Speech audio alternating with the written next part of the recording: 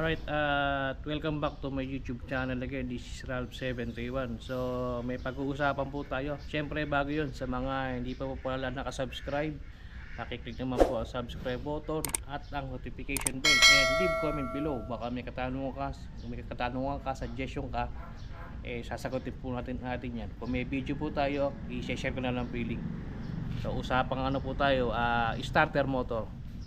Stock starter motor para sa naka 63mm tsaka 66 yun. So yung starter motor na ating KLC yan. So usapang ano, may nagtatanong kasi kung kakayanin daw ba yung stock starter sa mga naka 63 to 66. So kakayanin naman po, kaya lang nasubukan namin. Problema dito sa 63mm pa lang po ang problema, lalo na sa trail, di ba, start and stop ka ron. So dito sa stock starter nasubukan namin, ang nangyayari, fail kami noon kasi hindi pa available noon yung starter talaga na malakas. So pag sinuwerte ka, dalawang pindot umandar yun, pero pag sumablay ka ron, hindi na po siya aandar. Nangyayari doon, lalo na po yung mga naka 66mm doon, comment stock starter. Ang ginagawa kasi nila dyan, disadvantage, hinuhukay nila yung yung chamber ng head, niloloko nila.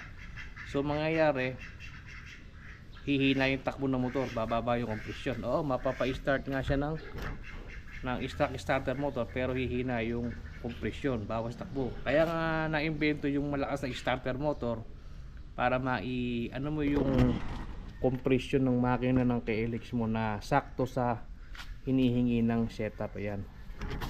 So disadvantage pag pinilit mong gamitin yung stock starter, yung battery mo, persado yung battery. Yan, madalas ka magpapalit niyan kasi persado. Pangalawa, sa trail, kunyari ay namatayan ka ng makina, o de start and stop, dalawang pindot, okay. Pangatlo, yan, yari ka na nun. Tapos malakas mga ng battery, yun po ang nun, disadvantage niya.